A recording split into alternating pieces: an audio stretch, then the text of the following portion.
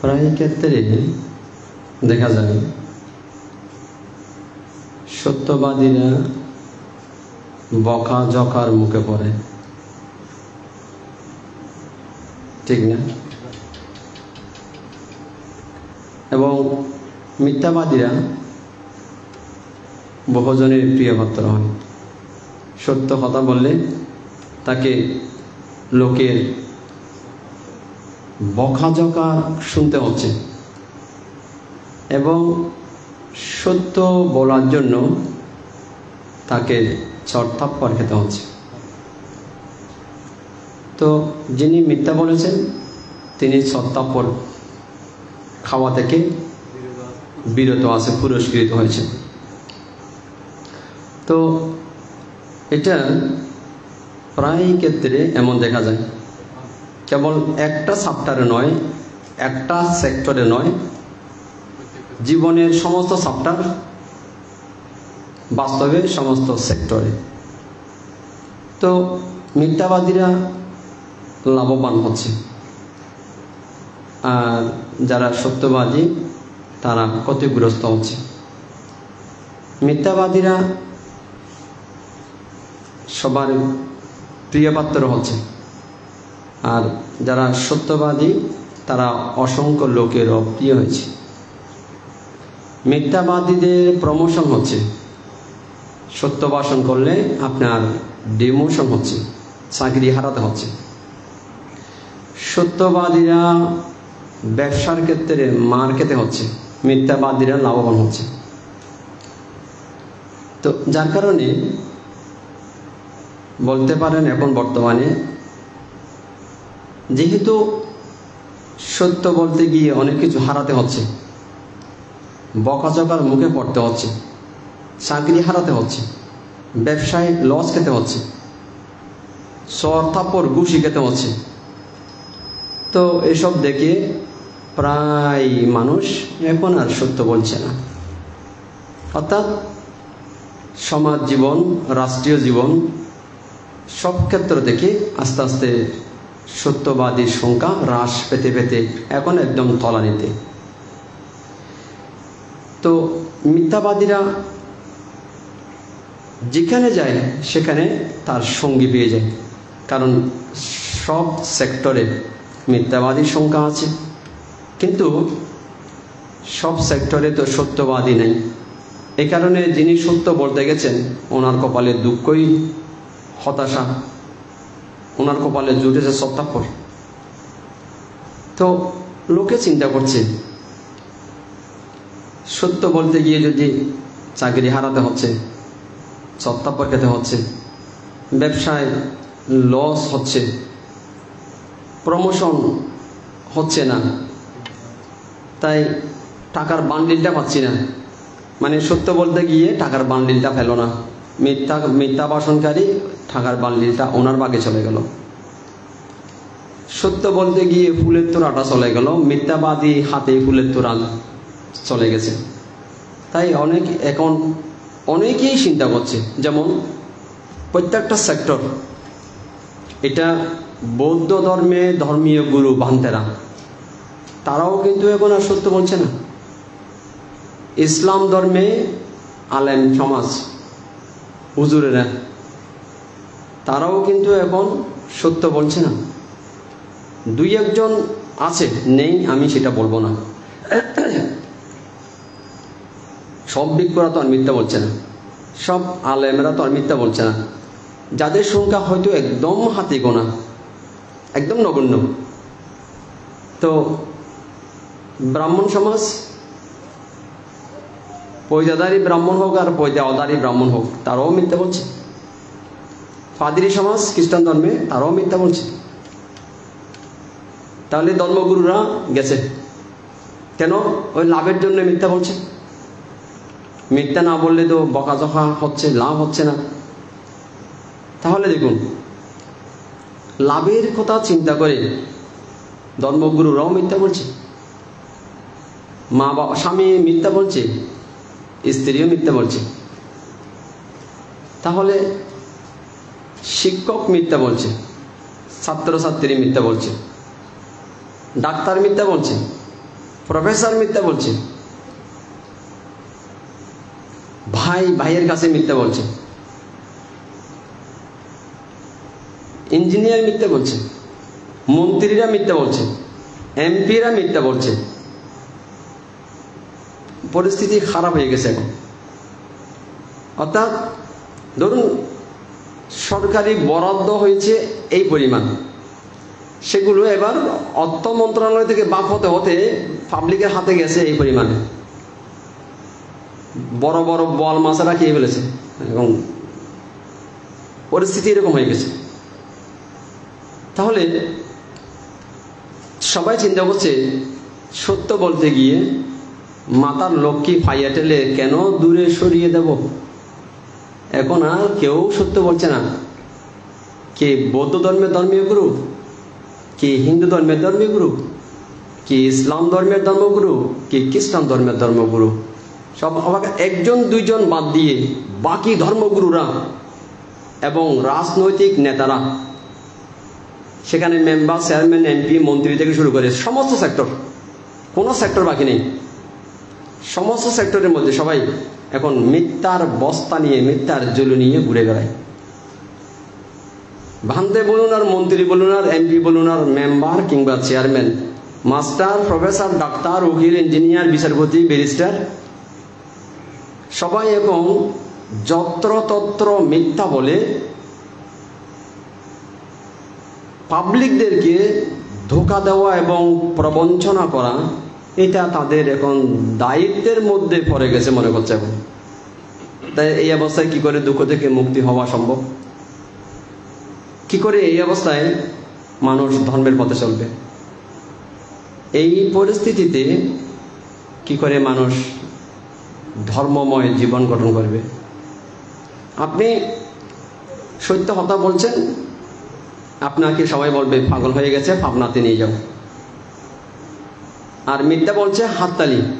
অর্থাৎ মিথ্যাবাদীদের রাজত্ব চলছে এখন, অসাধুদের রাজত্ব চলছে, অধার্মিকদের রাজত্ব চলছে। কারণ এখন ক্ষমতা চলে গেছে অধর্মীদের হাতে, ক্ষমতা এখন ধার্মিক মানুষের হাতে নাই। এটা বিহার কমিটি, মসজিদ কমিটি, মন্দির কমিটি, গির্জা কমিটি, সমস্ত জায়গায় অধর্মীদের হাতে ক্ষমতা চলে গেছে। এটা কি ইউনিয়ন পরিষদ, এটা কি উপজেলা, নাকি ডিস্ট্রিক্ট, নাকি ফুল জেলা, নাকি পুরো দেশ? এখন বলতে পারেন অধর্মীদের হাতে এখন ক্ষমতা। এটা আপনি ইউনিয়ন পরিষদে যান, যে ধার্মিক মানুষ সেই ইউনিয়ন পরিষদের চেয়ারম্যান হতে পারেন। অধর্মী, মিথ্যাবাদী, ফাঁপি, সেই লবিং টবিং করে, ছল ছাতুরি করে সেই চেয়ার দখল করে সারিবদ্ধ, ঠিক না? ধার্মিক মানুষ, সৎ মানুষ, তিনি উপজেলা চেয়ারম্যান হতে পারেন। উপজেলা চেয়ারম্যান সেই হয়েছে যে অধার্মিক, যে ফাঁপি। তাহলে এখন ক্ষমতা, এমপি, ধার্মিক মানুষ এমপি হতে পারেন। পরিস্থিতি এখন এমন হয়েছে, ধর্মগুরুরাও এখন আর ধার্মিক নেই।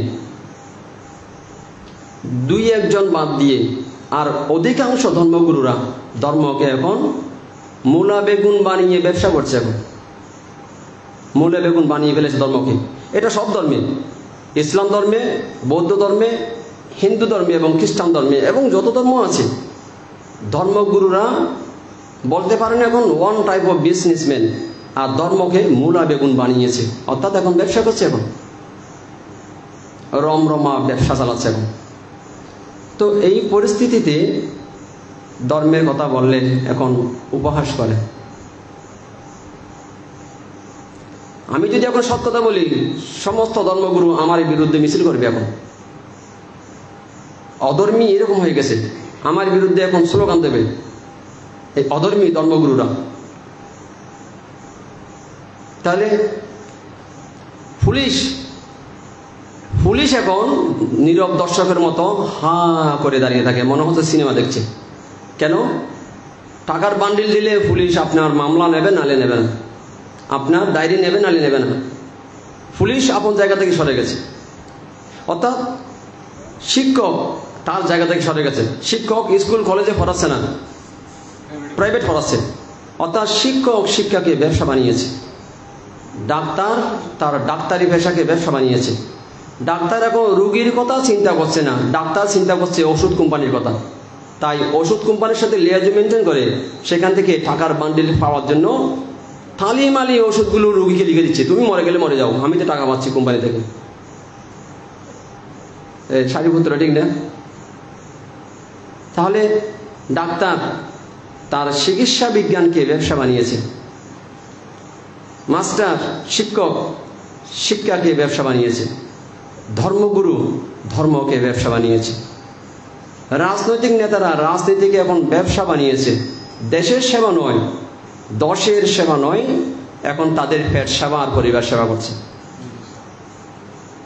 পরিবার সেবা করছে আর পেট সেবা করছে। দেশের সেবা নয় আর দশের সেবা নয়। এবং ধরুন আমি দেখছি, এটা আমার ব্যক্তিগত সিদ্ধান্ত মতামত, পৃথিবীতে যদি নোংরা জিনিসগুলো আমরা সংগ্রহ করি, নোংরা কি কি হতে পারে পৃথিবীতে? নোংরা, এই নোংরা জিনিস যদি আমরা সংগ্রহ করি, তালিকা করি, 1 নম্বরে আসবে রাজনীতি। রাজনীতির মতো নোংরামি আর জগতে দ্বিতীয়টা হতে পারে না। রাজনীতি এমন নোংরা রাজনীতি, সেটাই এখন পৃথিবীকে গ্রাস করে নিয়েছে রাজনীতি, যেটা না হলে চলছে না। আগেকার দিনে রাজার নীতি ছিল পবিত্র, স্বচ্ছ, নির্মল, নির্ভেজাল। এখনকার রাজনীতি হচ্ছে ভেজাল, অস্বচ্ছ, ময়লাযুক্ত আর কাদাযুক্ত আর নোংরামিতে ভর্তি। এই কারণে আমি দেখছি পৃথিবীতে যদি নোংরা কিছু থাকে, 1 নাম্বার হচ্ছে রাজনীতি। রাজনীতির মতো নোংরা নীতি পৃথিবীতে আর কিছু আমি দেখতে পাচ্ছি না। তো দেখুন, এই কারণে বর্তমান সময়ে ধর্মের পথে চলা, ধর্ম কথা বলা অনেকটা উপহাসের পাত্র হতে হচ্ছে। উপহাসের পাত্র মানে উপহাস করছি। ধর্ম পথে চললে, ধর্ম কথা বললে এখন আপনাকে বলছে এখন ফুলমেট, মাথা খারাপ হয়েছে, মানে কোন জগতে এসে পড়লাম, কোন পরিস্থিতির মুখোমুখি হতে হয়েছে। তো এই কারণে দেখুন,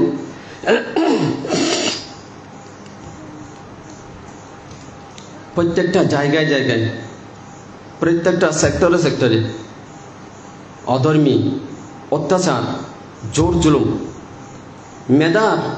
মেধার কোনো মূল্যায়নই নেই। এ কারণে দেখুন,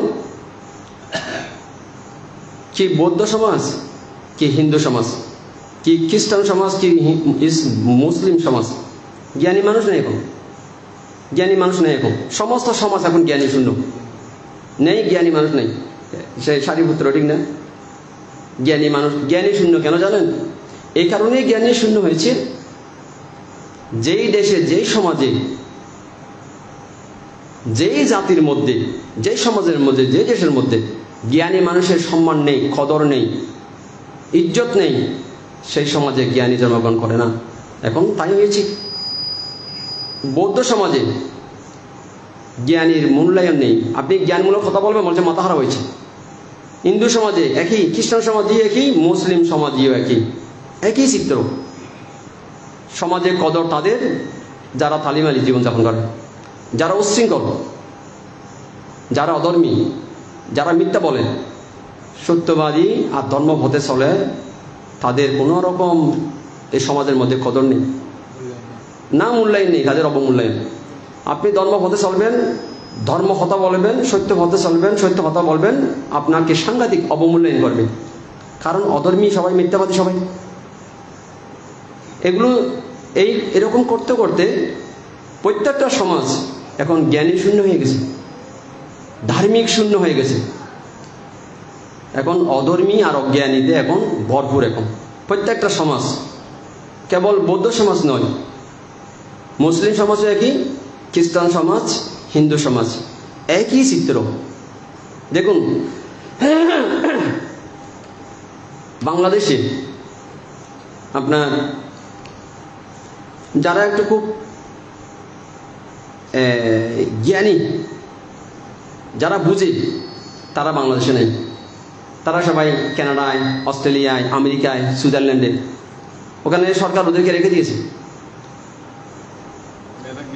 মেধাকে সরকার, ওখানকার সরকার মূল্যায়ন করতেছে, ওখানে কিনে নিয়েছে। আর এদেশে যদি মেধার মূল্যায়ন নেই, মেধাবীরা এই দেশ থেকে চলে যাচ্ছে। এই সমাজে যেহেতু জ্ঞানীর মূল্যায়ন নেই, এখন এই সমাজে জ্ঞানী জন্মগ্রহণ করছে না। এটা 2500 বছর আগে বুদ্ধ বলেছেন যে যেখানে জ্ঞানীর কদর নেই, সম্মান নেই, মূল্যায়ন নেই, সেখানে জ্ঞানী জন্মগ্রহণ করে না।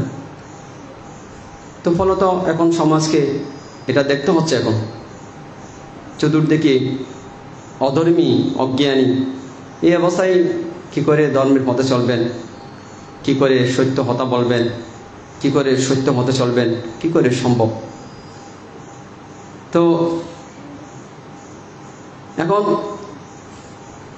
আজকে ওই কোটারবাদ থেকে যারা এসেছে, তা ওরা বলছে যে বানতে এই পরিস্থিতি। তো আমি বললাম আপনারা একটা, এইদিকে রাস্তাটা আছে পরিষ্কার, গর্ত নেই, আঁকা বাঁকা নেই, জঙ্গল নেই, খাটা নেই।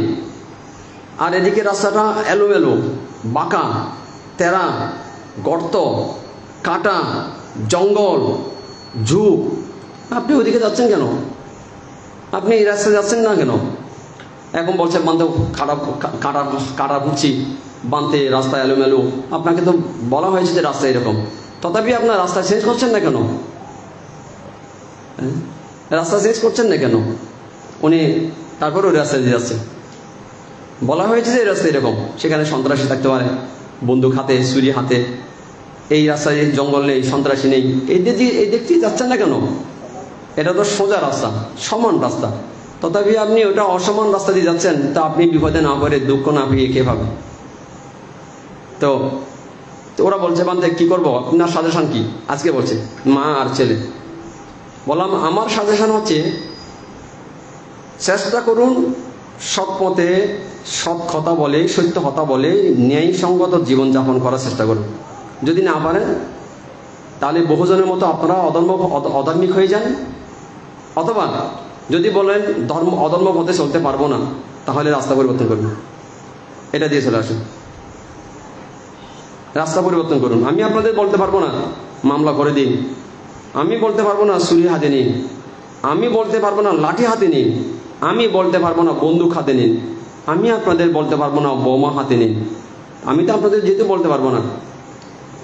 এখন যেহেতু আপনারা এদিকে যাচ্ছেন, যেমন কালকে না পরশু ওই 2জন ভাইস চেয়ারম্যান পদে দাঁড়িয়েছে উপজেলাতে, 2জন এসেছে। তো বলছে মানে আমরা একটু আশীর্বাদ নিতে এসেছি। তো আমি বললাম আপনারা তো এমন একটা জায়গায় যাচ্ছেন সেখানে 99% বিবস্ত্র, এখন আপনারা 2জন বস্ত্র পরিধান করে যাচ্ছেন। এখন আপনারা 99%-এর সাথে কি উলঙ্গ হয়ে যাবেন, নাকি বস্ত্র পরিধান করে থাকবেন? বস্ত্র পরিধান করে থাকতে হলে স্থান ত্যাগ করতে হবে, কারণ যেখানে যাচ্ছেন ওখানে 99% বিবস্ত্র, উলঙ্গ। আপনারা যদি মনে করেন যে আমরা 99%-এর সাথে থাকবো, যেখানে 99% বিবস্ত্র, উলঙ্গ, আমরা ওখানেই থাকবো, তাহলে আপনাদের বস্ত্র রাখতে পারবেন না, আপনাদের বস্ত্র ফেলে দিতে হবে, উলঙ্গ হতে হবে আপনাদেরকে। আর যদি মনে করেন যে আমরা উলঙ্গ হতে পারবো না, তাহলে 99% তাদেরকে ত্যাগ করতে হবে। কারণ দেখুন, এই জগতে অধিকাংশ মানুষের মতামতকে যদি আপনি গুরুত্ব দিতে যান, কারণ তো জ্ঞানী নেই, তাহলে আপনাকে মতামত দেবে ব্যতিক্রম, সিদ্ধান্ত দেবে ব্যতিক্রম, কারণ জ্ঞানী তো নয়। তা আপনি অধিকাংশ মানুষ বলছে বলে অধিকাংশ মানুষের মতামত যদি গ্রহণ করেন, লাস্টে দেখবেন জীবনের অন্তিম মুহূর্তে গিয়ে শূন্যতায় বিরাজ করছে, কিচ্ছু পাবেন না আপনি। কারণ এগুলো সব হাত তোলা ভাটি, যেগুলো 99% হাত তোলা ভাটি, মানে এগুলোকে বলে পাবলিক বেকুব। এটা হচ্ছে পাবলিক বেকুব। তো আপনি অসংখ্য পাবলিকের যদি কথা শোনেন, দিন শেষে আর জীবন শেষে দেখবেন শূন্যতা বিরাজ করবে, কিচ্ছু পাবেন না আপনি, কারণ তারা একজনও জ্ঞানী নয়। এ কারণে 2-1 পৃথিবীতে যারা জ্ঞানী মানুষ, তাদের কথা যদি শুনে চলেন, মেনে চলেন, দিন শেষে জীবন শেষে আপনার মধ্যে শূন্যতা বিরাজ করবে না। তখন ভরা খুশির মতো আপনার জীবনে পূর্ণতা বিরাজ করবে, শূন্যতা হাহাকার বিরাজ করবে না। এখন সিদ্ধান্ত আপনাদের, মানে কোনটা গ্রহণ করবেন, অসংখ্য মানুষের মতামত না পৃথিবীতে 2-1 মনীষীদের মতামত, সিদ্ধান্ত আপনাদের। তো এখন দেখুন বর্তমান পরিস্থিতি এমন, ধর্মপথে চলতে গেলে, ধর্মকথা বলতে গেলে, সৎ পথে চলতে গেলে, সৎ কথা বলতে গেলে যেহেতু সব দিক দিয়ে লুজার হতে হচ্ছে, মার খেতে হচ্ছে, লস, এখন আর কেউ ধর্মপথে চলছে না, কেউ আর সত্য কথা বলছে না। যত্র তত্র ধর্মগুরু থেকে শুরু করে ধরুন মাস্টার, ডাক্তার, উকিল, বিচারপতি, এমপি, মন্ত্রী, মেম্বার, চেয়ারম্যান, কারবারি, হেডম্যান, আর্মি, পুলিশ, বিজিবি, একদম A to Z, 2-1 বাদ দিলে A to Z সবাই মিথ্যাবাদী আর সবাই অধর্মী। সেটা মানুক আর না মানুক, আমার বিরুদ্ধে পৃথিবীতে জ্বর উঠুক, তাতে অসুবিধা কি? এরকম তো জীবনযাপন করছে সবাই, সবাই মিথ্যাবাদী, অধর্মী। 1-2 যদি বাদ দিই, যদি অল্প সংখ্যক যদি বাদ দিই, তো এখন হচ্ছে কিরকম, রাত দিন 24 ঘন্টা ধর্মের কথা বলছে। কিন্তু বৌদ্ধ ধর্মের গুরুরাও বলছে, ইসলাম ধর্মের আলেম ধর্মগুরুরা বলছে, খ্রিস্টান ধর্মের তারাও বলছে, হিন্দু ধর্মের তারাও বলছে, কিন্তু 1-2 বাদ দিলে বাকিরা সবাই মিথ্যাবাদী, এখন মিথ্যা ধর্ম বলছে। তাহলে দেখুন ফল হচ্ছে, ঘটনা হচ্ছে এরকম। এখন বর্তমান ধর্ম মানুষকে এমনভাবে ঘিরে ধরেছে, কোন ধর্ম? মোহ ধর্ম, সত্য ধর্ম নয়, সঠিক ধর্ম নয়, নির্বেজাল ধর্ম নয়, মোহ। কিরকম? ধর্মের বেশি মোহ যারে এসে ধরে, অন্ধ সেজন কেবল মরে আর মারে। এখন ধর্মগুরুদেরকে এখন মোহ দ্বারা আবৃত, মোহ দ্বারা তারা আচ্ছাদিত। রাজনৈতিক গুরু, ধর্মগুরু, মাস্টার, ডাক্তার, শিক্ষক, উকিল, একদম সবাই, ধনী গরিব, শিক্ষিত অশিক্ষিত, নারী পুরুষ, সবাই পরিস্থিতি খারাপ। ছাত্রছাত্রী একদম এরকম পরিস্থিতি খারাপ। এখন শিক্ষিত মানুষ আছে কিন্তু আদর্শ নেই, অর্থাৎ শিক্ষা এখন আদর্শ ছাড়া শিক্ষা। এই শিক্ষা জাতি এই শিক্ষিত মানুষ দিয়ে কী করবে? এরকম শিক্ষিত মানুষ দিয়ে জাতি কি করবে, যে শিক্ষার মধ্যে কোনো আদর্শ নেই? কারণ মাস্টাররা এখন আদর্শ শিক্ষা দিচ্ছে না, মাস্টাররা শিক্ষা দিচ্ছে কেবল 2 + 2 = 4। কেন? মাস্টার চিন্তা করছে, মাস্টার বলুন, ডাক্তার বলুন, ধর্মগুরু বলুন, এখন ধর্মের কথা কেউ চিন্তা করছে না, কিন্তু ধর্মকে নিয়ে ব্যবসা করছে। এটা বৌদ্ধ ধর্মে, হিন্দু ধর্মে, খ্রিস্টান ধর্মে, ইসলাম ধর্মে ধর্মগুরুরা এখন ধর্মের কথা চিন্তা করছে না, নিজের সুবিধা মতো ধর্ম ব্যাখ্যা করছে। এখন নিজের সুবিধা মতো ধর্মকে ব্যাখ্যা করছে। দুঃখ থেকে মুক্তির জন্য, অসংখ্য মানুষের সুবিধার জন্যই ধর্ম ব্যাখ্যা করছে না, ধর্মকে এখন নিজের মতো করে যেন তেন প্রকারেণ ধর্মের ব্যাখ্যা করছে। তো দেখুন এই যে বর্তমান পরিস্থিতি, তো চতুর্দিকে এমন অবস্থা, বর্তমান মানুষ ধর্মের মোহগ্রস্ত হয়েছে, ধর্ম নেই। অর্থাৎ আখের রস মেশিন দিয়ে যখন পিষে দেয়, হ্যাঁ ওই ইয়াতে ঢুকে দেয়, তখন দেখবেন আখের ইয়াগুলো, শোষাগুলো ওইদিকে, রসগুলো ওইদিকে পড়ে গেছে। এখন ধর্মেরও রস পড়ে গেছে, এখন ধর্মের শোষাগুলো নিয়ে সব ধর্মগুরুরা এখন বাজারে বিক্রি করছে। এখন এটা বৌদ্ধ ধর্মগুরু এক, ইসলাম ধর্মের ধর্মগুরু, খ্রিস্টান ধর্মের, হিন্দু ধর্মের, সব ধর্মগুরু এরকম হয়ে গেছে। এখন 2-1 অবশ্যই ভালো আছে, নেই আমি সেটা বলবো না, তবে ভালোর সঙ্গে এখন চোখে দেখা যাচ্ছে না, এখন দূরবীন দিয়ে দেখতে হবে, আর ওই ইয়া দিয়ে দেখতে হবে, অনুবীক্ষণ যন্ত্র দিয়ে দেখতে হবে, আর দূরবীন দিয়ে দেখতে হবে। এখন আর দেখা যাচ্ছে না। পরিস্থিতি দেখুন এরকম হয়ে গেছে, মানে অধর্মীর দল, হ্যাঁ, অধর্মীগণ। এখন এই অবস্থায় কি করে মুক্তি হবে মানুষের? কি করে সম্ভব? মুক্ত কি করে হবে? তো এখন বন্ধন থেকে মুক্তি নয়, সবাই বন্ধনে জড়িত হচ্ছে, এখন বন্ধনে আবদ্ধ হচ্ছে, মুক্তি নয়। তো এই কারণে দেখুন, ডাক্তার রোগীকে ঠকাচ্ছে, মাস্টার ছাত্রকে ঠকাচ্ছে, স্বামী স্ত্রীকে, স্ত্রী স্বামীকে, বাবা মা ছেলে মেয়েকে ঠকাচ্ছে, ছেলে মেয়ে বাবা মাকে, ভাই বোনকে, বোন ভাইকে, বন্ধু বন্ধুকে, এই পাড়া ওই পাড়াকে, এই দেশ ওই দেশকে ঠকাচ্ছে এখন, এই জাতি ওই জাতিকে। আশ্চর্য বিষয়, এখন পরিস্থিতি এতটা খারাপ হয়ে গেছে। সবাই বলেছে যে এখন যুগ পাল্টে গেছে, 12 মাসে তো এক যুগ, 14 মাসে তো হচ্ছে না, যুগ কি করে পাল্টেছে? মানুষের স্বভাব নষ্ট হয়ে গেছে। 24 ঘন্টায় তো দিবারাত্রি কাম করা হচ্ছে, 26 ঘন্টায় নয়, তাহলে যুগ তো পরিবর্তন হয়নি। যুগ তো ঠিক আছে, দিনও তো ঠিক আছে, মানুষের স্বভাব, মানুষের চরিত্র নষ্ট হয়ে গেছে, এগুলো পরিবর্তন হয়ে গেছে। মানুষের স্বভাব চরিত্র নষ্ট হয়েছে। দিন 24 ঘন্টায় আছে, 12 বছরে এক যুগ আছে, এগুলো সব ঠিক আছে। 365 দিনে এক বছর আছে, 368 দিনে তো হচ্ছে না, 700 দিনে তো হচ্ছে না, 300 দিনে তো হচ্ছে না, তবে 365 দিন তো ঠিক আছে। 1760 গজে 1 মাইল, সেটা তো ঠিক আছে। মানুষের স্বভাব চরিত্র ঠিক নেই। এখন মানুষের স্বভাব চরিত্র এতটাই নষ্ট হয়ে গেছে, এমন কোনো সেক্টর নাই যে সেক্টর দুর্নীতিগ্রস্ত হয়নি। সমস্ত সেক্টর, কোনো সেক্টর পাওয়া যাচ্ছে না, সমস্ত সেক্টর এখন দুর্নীতিগ্রস্ত। এই অবস্থায় আর কি করে আর ধর্মের পথে চলা যাবে? কি করে সম্ভব?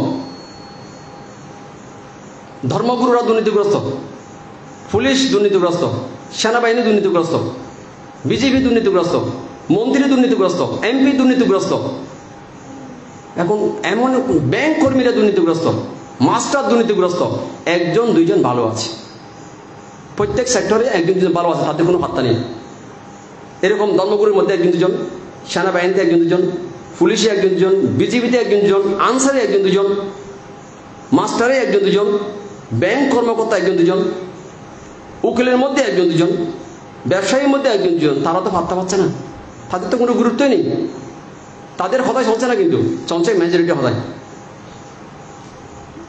তাহলে এখন প্রত্যেকটা সেক্টর দুর্নীতিগ্রস্ত।